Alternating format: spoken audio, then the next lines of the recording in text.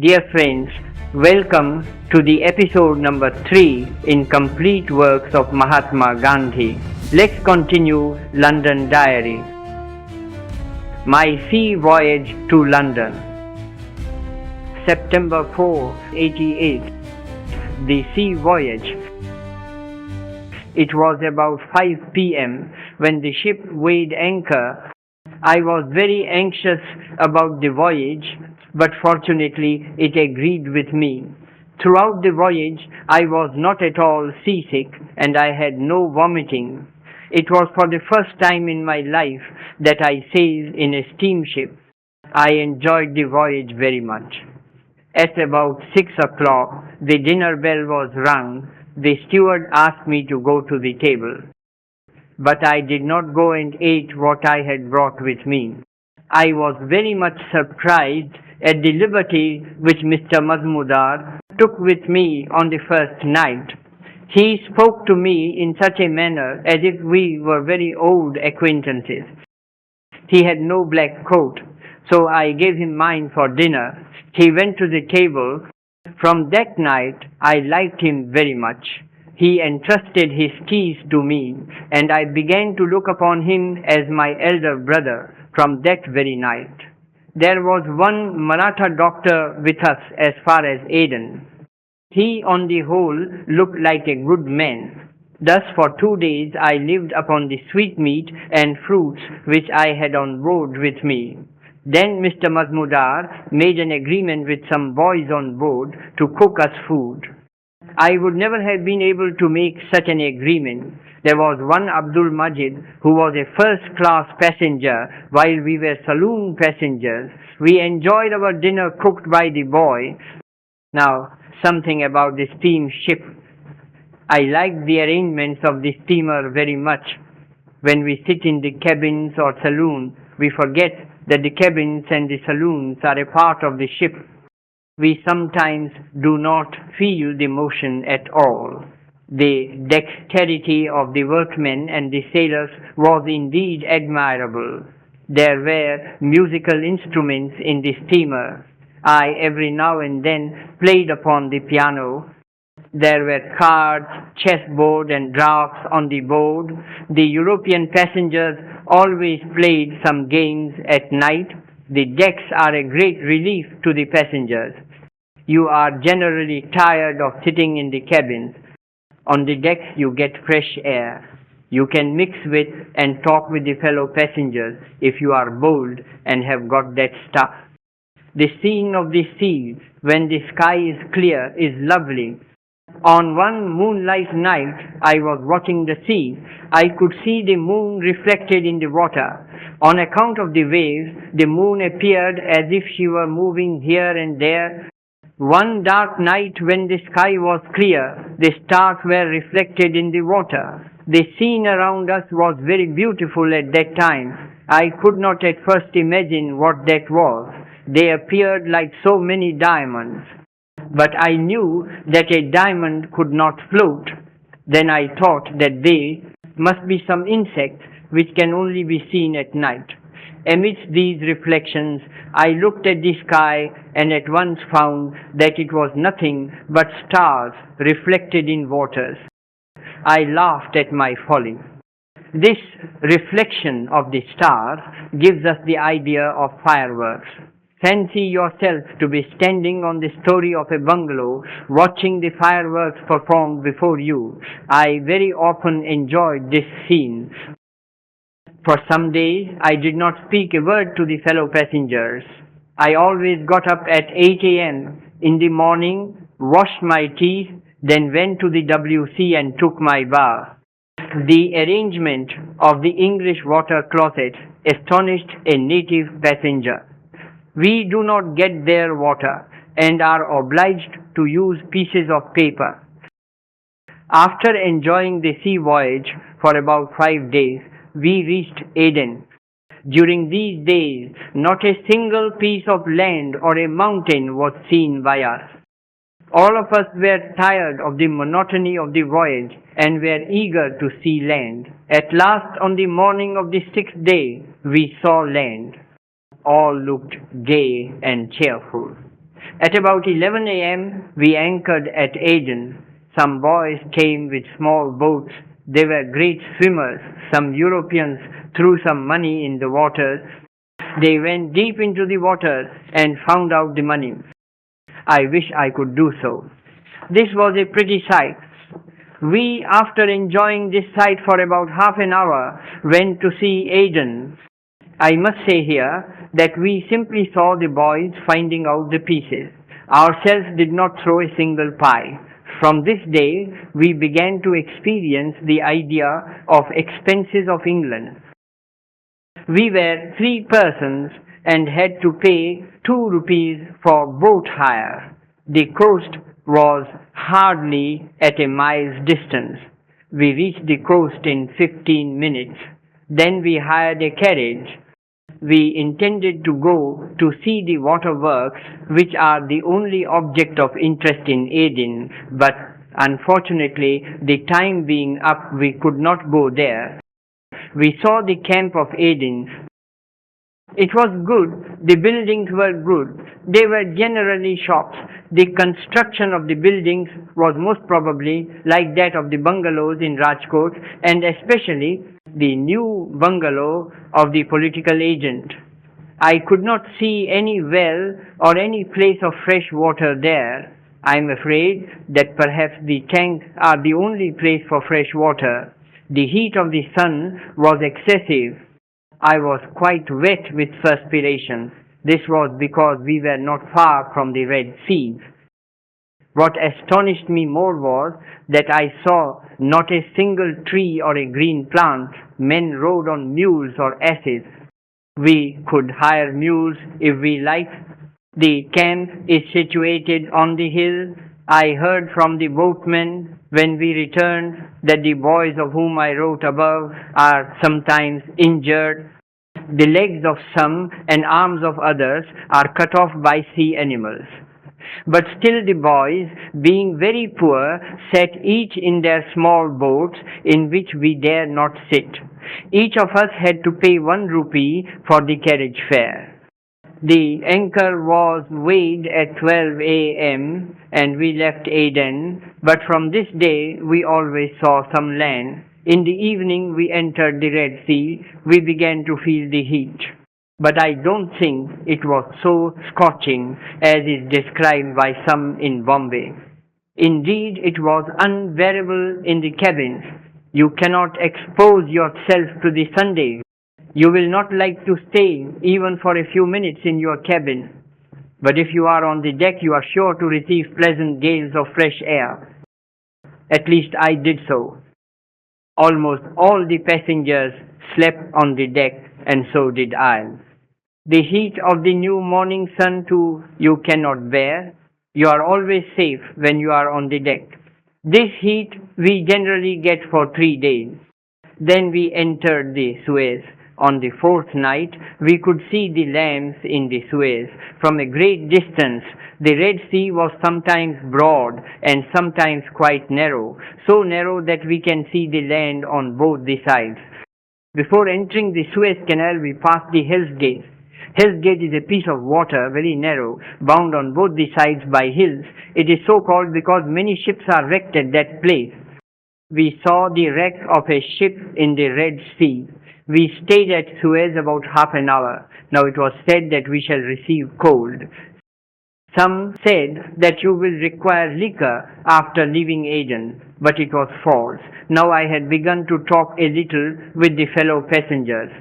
They said, after leaving Aden, you will require meat, but it was not so. For the first time in my life, I saw the electric light in the front of our ship. It appeared like moonlight. The front part of the ship appeared very beautiful. I think it must appear more beautiful to a man seeing it placed on some other place, just as we cannot enjoy the beauty of our person as others. That is to say, we cannot see it to advantage. The construction of the Suez Canal I am not able to understand. It is indeed marvelous. I cannot think of the genius of a man who invented it. I don't know how he would have done it. It is quite right to say that he has competed with nature. It is not an easy task to join two seas. Only one ship can pass through the canal at a time. It requires skillful pilotship.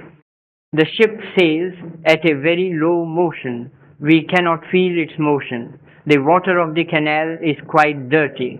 I forget its depth.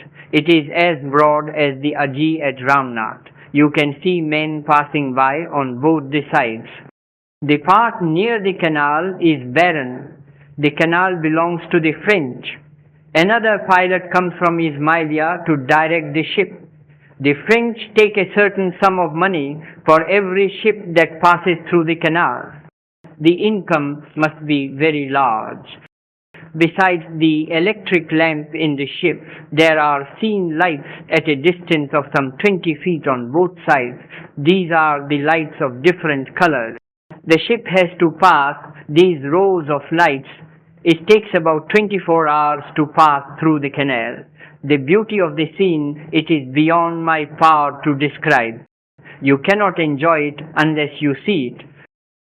Port Said is the terminus of the canal. Port Said owes its existence to the Suez Canal. We anchored at Port Said in the evening. The ship was to stay there for an hour, but 1 hour was quite sufficient to see Port Said. Now the currency was English. Indian money is quite useless here. The boat fare is 6 pence each.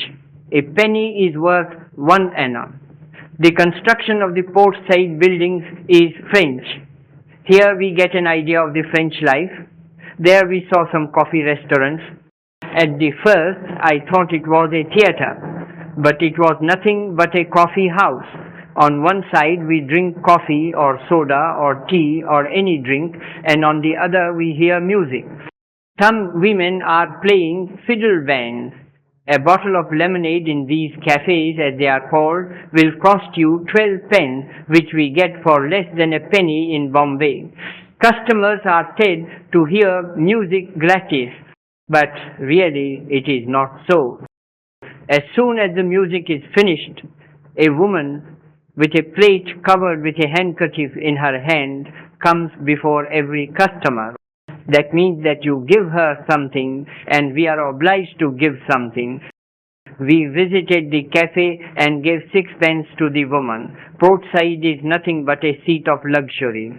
There women and men are very cunning. The interpreter will follow to guide you, but you boldly tell him that you do not want him. Port Said is hardly as big as the proper para of Rajkot. We left Port Said at 7 p.m. Among our fellow passengers, one Mr. Jeffries was very kind to me. He always told me to go to the table and take something there, but I would not go. He said, after leaving Brindisi, you will feel cold, but it was not so. After 3 days, we reached Brindisi at night. The harbor of Brindisi is beautiful. The steamer just touches the coast, and you descend to the coast by means of a ladder provided there. It being dark, I could not see Brindisi much. There everyone speaks Italian. Roads of Brindisi are paved with stones. The streets are sloping, they too are paved. Gas is used for lamps. We saw the station of Brindisi. It was not so beautiful as the stations of the BB and CI, but the railway carriages were far bigger than ours. The traffic was good. When you land at Brindisi, a man would come and ask you, in case you are a black man, "Sir, there is a beautiful girl of 14. Follow me, sir, and I will take you there. The charge is not high, sir."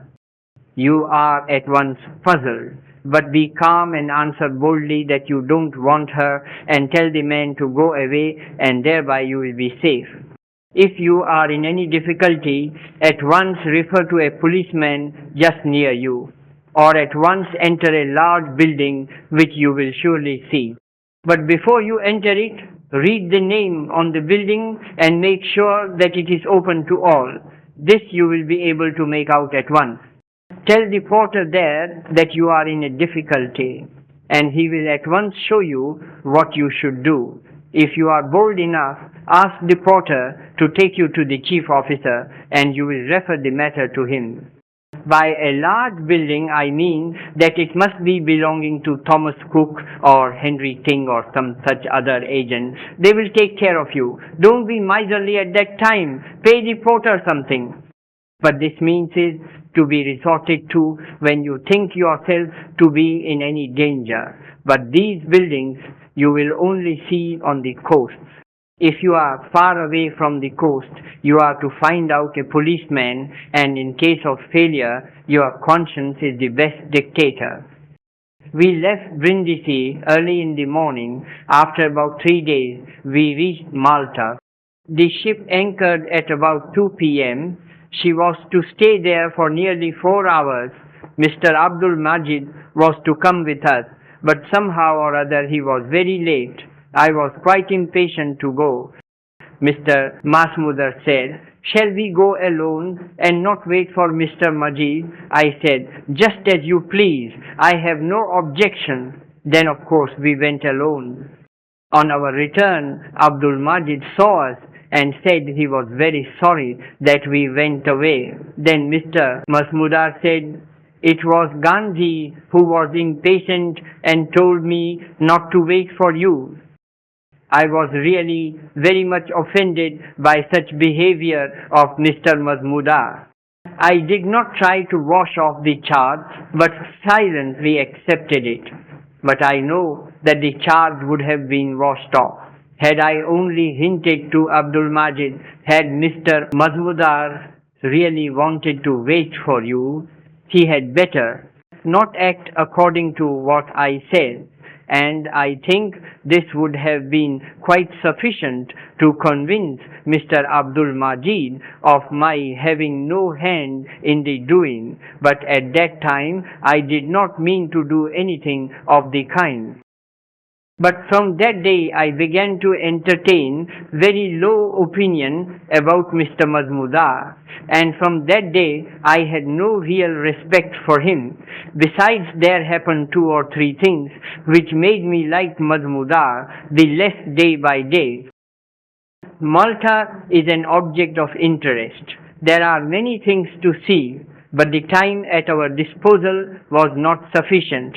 As I said before, Mr. Masmudar and myself went to the coast. Here we had received a great rogue. We had to suffer a great loss. We took the number of the boat, and to see the city we hired a carriage. The rogue was with us. After driving for about half an hour, we reached Street One Church. The church was beautifully built. There we saw some skeletons of eminent persons. They were very old. We gave a shilling to the friend who showed us over the church. Just opposite the church was a statue of Street One. Thence drove to the city. The roads were paved. On both sides of the pavement were paved walks for men. The island is very beautiful. There are many grand buildings. Went to see the Armory Hall. This hall was beautifully decorated. There we saw very old paintings. They were not really paintings, but embroidered in. But a stranger would not perceive that it was embroidered work unless told by somebody. In the hall were the arms of old warriors. All of them were worth seeing. Having no record, I do not remember them all. There was a helmet which was 30 pounds in weight. The carriage of Napoleon Bonaparte was very beautiful. Having given a tip of 6d to the man who showed us over the hall, we returned.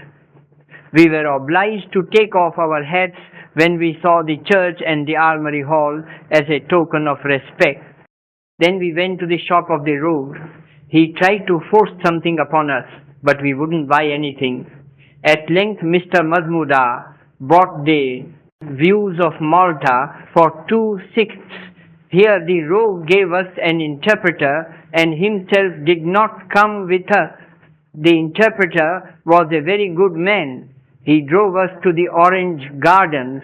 We saw the gardens. I did not like the gardens at all. I like our public park of Rajkot better than the gardens. If there was anything worth seeing for me, it was the golden and red fishes in a small enclosure of water. Thence we returned to the town, went to a hotel. Mr. Mazmudar took some potatoes and tea. On our way we met an Indian. Mr. Mazmudar, being a very bold man, spoke to the Indian. On further talk with him, it was found that he was the brother of a man who had a shop in Malta. We at once went to the shop. Mr. Mazmudar had a good chat with the shopkeeper. We made some purchases there and spent 2 hours in the shop. So we could not see much of Malta. We saw another church. That too was very beautiful and worth seeing. We had to see the opera house, but we had no time to do that. We took leave of the gentleman who gave Mr. Mazmudar his card to his brother in London. On our return, the rogue again met us and came with us at 6 p.m. We reached the coast and paid the rogue, the good interpreter and the carriageman. We had a quarrel about the fare with the boatman. The result was, of course, in favor of the boatman. Here we were cheated a good deal. The steamer Clyde left at 7 p.m. After 3 days' voyage, we reached Gibraltar at 12 p.m. The ship remained there the whole night. I had a good mind to see Gibraltar, so got up early in the morning and awakened Mazmudar and asked him whether he would come with me to the shore or not. He said he would. Then I went to Mr. Majid and awoke him. We three went to the shore. The time at our disposal was only 1/2 hour. It being the dawn of the day, all the shops were shut. It is said that Gibraltar, being a free port smoking, is very cheap. Gibraltar is built upon a rock. On the top is the fortification, which to our great sorrow we could not see. The houses are in rows. In order to go from the first row to the second, we are obliged to ascend certain steps. I liked it very much. The construction was beautiful. Roads were paved. Having no time, we were soon obliged to return. The ship weighed anchor at 8:3 a.m. In 3 days, we reached Plymouth at 11 p.m. Now was the proper time for coal. Each and every passenger said that we would die without meat and drink, but nothing of the kind happened to us. Indeed, it was pretty well cold. We were also told about the storm, but could not see the storm. Really, I was very anxious to see it, but could not. It being night, we could see nothing of Plymouth. We had dense fog there. At length, the ship left for London. In 24 hours, we reached London, left the steamer, and reached Victoria Hotel via Tilbury Station on the 27th October 88 at 4 p.m. 27th October 88, Saturday, Mr. Mazmudar, Mr. Abdul Majid, and I reached the Victoria Hotel. Mr. Abdul Majid told in a dignified air to the porter of the Victoria Hotel to give our cabman the proper fare. Mr. Abdul Majid thought very highly of himself. But let me write here that the dress which he had put on was perhaps worse than that of the porter. He did not take care of the luggage too, and as if he had been in London for a long time, stepped into the hotel. I was quite dazzled by the splendor of the hotel. I had never in my life seen such pomp. My business was simply to follow the two friends in silence. There were electric lights all over. We were admitted into a room. There Mr. Majid at once went. The manager at once asked him whether he would choose second floor or not. Mr. Majid, thinking it below his dignity to enquire about the daily rent, said yes. The manager at once gave us a bill of 6 seconds each per day, and a boy was sent with us. I was all the while smiling within myself. Then we were to go to the second floor by a lift. I did not know what it was. The boy at once touched something which I thought was lock of the door. But as I afterwards came to know, it was the bell, and he rang in order to tell the waiter to bring the lift. The doors were opened, and I thought that was a room in which we were to sit for some time. But to my great surprise, we were brought to the second floor. Dear friends, this letter stops here incomplete. In the next episode, we will read of my interview taken by a journal called The Vegetarian. That's all for now. Thank you.